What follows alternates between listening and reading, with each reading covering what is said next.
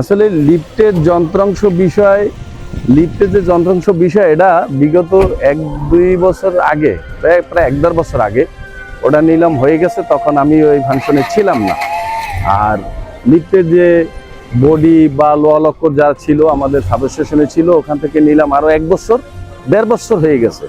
1.5 বছর আগেই ওটা ওখান থেকে নিয়ে গেছে। কিন্তু লিফটের কোনো আলাদা যন্ত্রাংশ যে কোনো রাখা হয় এইরকম কোনো ছোটখাটো যে যন্ত্রাংশ, ওটা একমাত্র শুধুমাত্র যে কোম্পানি ব্যবহার করে, কোম্পানি আবার লাগাই দিয়ে যায়। পুরন যদি 2-1টা ছোটখাটো জিনিস থাকে ওটা অফিসে আমাদের যে স্যাররা আছে ওনাদেরকে জমা দিয়ে যায়। কিন্তু এই যন্ত্রাংশ আলাদা কোনো ফাংশন না, কোম্পানির যন্ত্রাংশ আমাদের কাছে কখনোই রাখে না।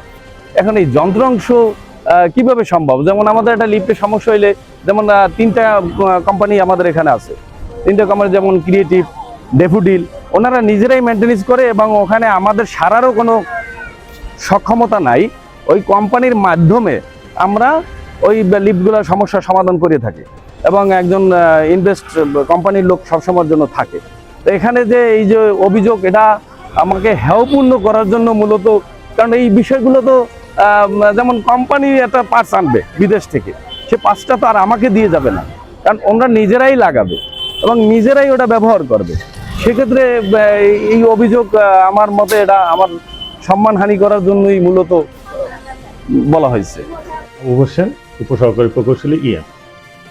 হ্যাঁ, ওইটা একটা অকশন হয়েছে মেডিকেলের পুরনো লিফটের কিছু যন্ত্রপাতি।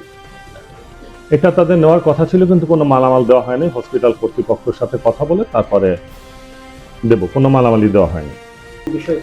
না না না, এমন কোনো আমার কিছু জানা নাই, কারণ বিক্রি করার প্রশ্নই আসে না। হসপিটাল কর্তৃপক্ষের অনুমোদন ছাড়া ওখান থেকে কোনো মালামালই যাবে না, কারণ অলরেডি আমি আমাদের রেজিস্ট্যান্ট ডিরেক্টর মাহমুদ স্যারের সাথে জানিয়েছি এমন মালামাল আছে, কিন্তু আপনাদের কনসার্ন ছাড়া মালামাল যাবে না। মৌখিকভাবে ওনার সাথে আলোচনা হয়েছে।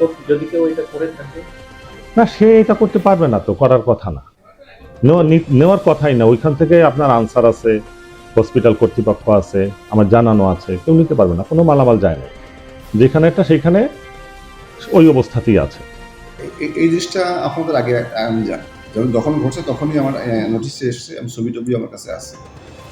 এখানে যেটা বললাম যে দ্বিতীয় একটাকে চুরি, যে এখানে আমাদের লোকজনই তারা ওই জড়িত থাকে, হাসপাতাল স্টাফ হতে পারে, পিডাব্লিউ হতে পারে, ঠিকাদার স্টাফ হতে পারে।